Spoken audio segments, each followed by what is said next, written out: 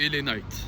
Aujourd'hui, on va parler d'LA Knight. Moi, c'est un de mes performeurs vraiment préférés aujourd'hui et même all time. Il a le perso, il a l'attitude, il a le mic, il a le look, il a le charisme, il a l'entrée, il est intéressant, il est divertissant, il coche toutes les cases dans le ring. Il sait très bien aussi. Mais c'est un mec en fait qui, depuis qu'il est dans le main roster, a eu très peu, si ce n'est quasiment pas en fait, d'opportunités de pouvoir s'exprimer sous les plus grandes lumières, donc le main event, surtout de s'y affirmer et d'y rester, malheureusement. En fait, c'est un mec, il a beaucoup subi malheureusement l'énorme concurrence de cette ère en termes de star power, de main eventer présent dans la compagnie. Donc lui, le truc c'est que bon, il arrive main roster de sortie de Covid, je crois, si je dis pas de bêtises, même pendant le Covid. Bon, Covid, on s'en bat les couilles, c'est le Covid. Mais lui, il arrive en main roster plus ou moins, et quand il catch sous vraiment, quand il y a le public et tout machin, je crois qu'il a un petit programme vraiment pas ouf, hein, avec genre Rey Mysterio ou Kofi, je sais plus, et il explose extrêmement vite, hein, car il incarne les codes des mecs un peu de l'attitude, tout particulièrement Rock, Stone Cold, machin. Je trouve moi qu'il parle comme Rock et il bouge comme Stone Cold. Donc vraiment c'est un mélange. On voit qu'il a été énormément influencé par cette ère-là, et en fait ça a énormément tout de suite résonné avec les gens, car c'est extrêmement divertissant. Il n'y a jamais personne en fait depuis Rock et Stone Cold qui ont su vraiment réussir à vraiment prendre ces outils-là dans leur bagage, quoi. Donc lui utilise vraiment beaucoup, c'est de la mimique, hein, mais c'est tellement bien fait, et surtout c'est aussi retranscrit dans l'ère d'aujourd'hui, donc qui n'a rien à voir avec celle de l'Attitude Era. Donc LA Knight, il fait des promos avec des mecs dans des registres qui n'ont absolument rien à voir, ce qui fait que tous les gens qui disent que ouais, LA Knight c'est une copie de ces mecs là, vous êtes juste teubés en fait, puisque c'est pas comparable. Tout simplement, ces mecs-là n'ont pas performé dans les mêmes époques, avec les mêmes performeurs, dans les mêmes registres. Là où l'Attitude Era c'était quand même beaucoup plus orienté comique, aujourd'hui c'est bien plus sérieux dans le storytelling. Donc il utilise juste la forme. Maintenant le fond n'est pas du tout le même. Donc voilà, pour les idiots, les gens diminués intellectuellement qui pensent qu'LA Knight est une copie. Mais du coup, il a eu vraiment une énorme occasion suite à une énorme pop extrêmement violente, hein, qu'il a pu avoir. Du coup, il a eu un title shot contre Roman Reigns qui était sous 900 jours de règne, il me semble, voire 1000. Il a extrêmement bien tenu au mic. Bon, après, Roman Reigns au mic en défense de titre, c'est vraiment pas dingue du tout. À part baver ses 10 main events de Mania, il sait pas dire grand chose.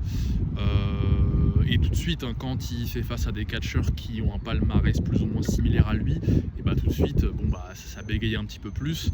Type, bon, Cena, après Cena, c'est un des meilleurs mic workers de l'histoire aussi.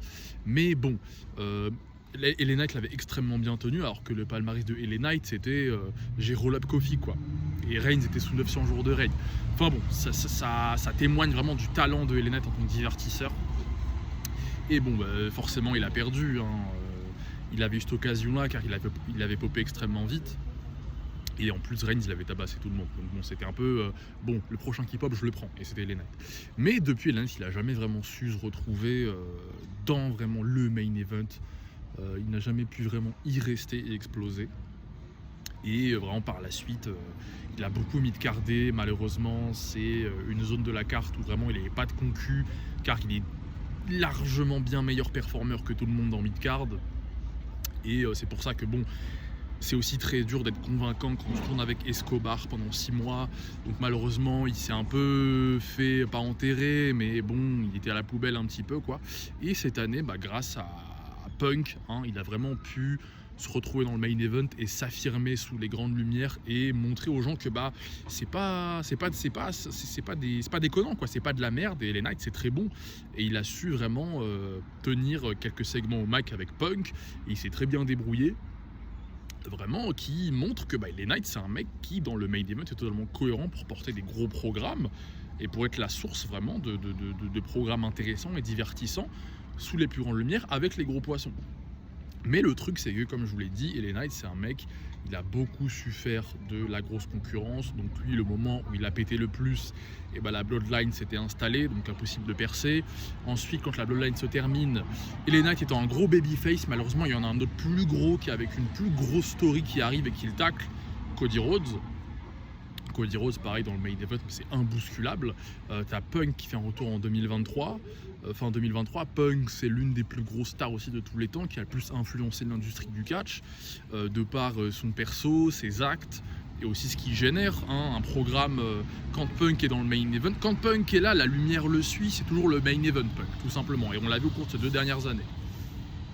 Et malheureusement, là il y a quoi, 2025 par exemple, Cena est revenu avec un Farewell Tour, ils ont tenté le projet Main Event Jey Uso, donc en fait il y a toujours quelque chose qui fait que LA Knight il n'a pas la possibilité de monter en haut, s'installer et s'affirmer, car en fait il y a toujours des projets en cours ou des mecs qui reviennent, des anciens qui se sont déjà affirmés par la suite mais qui ont un historique qui fait que sur le moment leur historique leur permet, on va dire, de créer des programmes surpuissants avec des mecs déjà présents.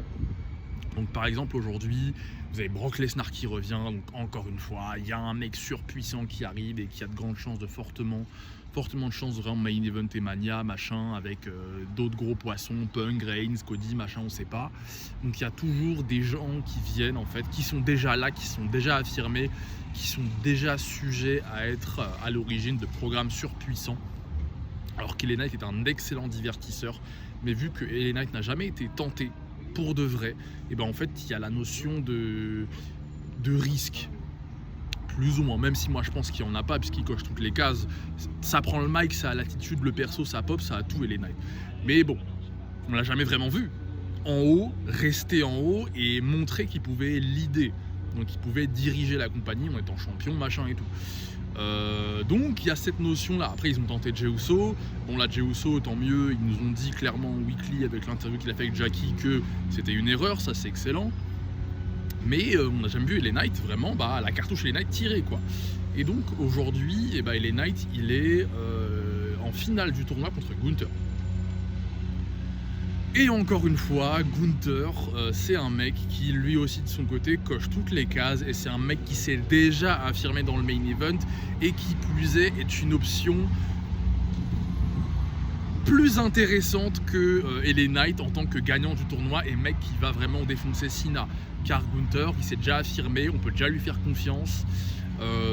En plus c'est un heel, donc c'est parfait pour aller fumer Cena historiquement, même dans plus ou moins cette notion d'investissement futur. Ça va être un heel établi qui va permettre vraiment de générer plus de programmes potentiellement avec des babyface, de mettre des babyface over, machin. Donc il y a encore une fois quelqu'un qui est un peu devant lui en termes d'historique, qui fait que le choix est peut-être plus intéressant en fait. Donc LA Knight, ce qui l'entoure vraiment, le truc autour de lui, c'est le truc de on sait pas car on l'a pas encore vu, et en fait on est dans une ère où il y a des mecs qui ont déjà été tentés, qui ont déjà fonctionné et qui à chaque fois reviennent sur le devant de la scène, car et on sait que si on les met eux dans des programmes, il y a de fortes chances que ça réussisse. Là où LA Knight c'est pas nécessairement une garantie, même si il a montré, moi je pense que de par certains segments, programmes machin, que il était clairement éligible et qu'il pouvait gérer. Mais il y a la notion d'inconnu, là où chez beaucoup d'autres performeurs il n'y a pas vraiment cette notion là. Donc là malheureusement Gunther, moi je dis qu'il a de fortes chances de gagner quand même. Même si ce qui pourrait être cool avec LA Knight gagnant, c'est qu'en fait vu que c'est un babyface lui aussi et que Cena il goat des babyface plus ou moins, il y aurait peut-être un truc qui pourrait se dessiner en mode bon, Cena il a passé le flambeau à Cody à SummerSlam, mais il y a le truc où en mode Cena pourrait passer une petite étincelle à LA Knight en mode bon, il me reste ça et j'avais ça dans la poche, j'ai oublié, j'avais un briquet, boum, fais ce que tu peux avec. Et ça pourrait lancer un LA Knight peut-être surprise dans la road à Mania et Rumble, je sais pas. Mais bon, ça a l'air extrêmement compliqué. Il y a Brock, il y a Reigns, il y a Cody, il y a Punk, il y a Gunther, il y a plein de mecs Et c'est ça en fait qui fait que les Knights, il peut pas sortir la tête de l'eau. Jey Uso, il a pu percer parce qu'il a été dans la Bloodline avec un rôle défini, extrêmement exposé, avec un face turn. Donc il y avait déjà la puissance, le star power, l'engouement autour. Et les Knights c'est pareil, mais dans une moindre mesure, puisque Bloodline c'est Reigns, c'est historique, là où les Knights pas forcément encore. Donc voilà, qu'est-ce que vous pensez de les Knights en ce moment? Moi j'ai dit ce que j'avais à dire, donc voilà, je suis à 10 minutes.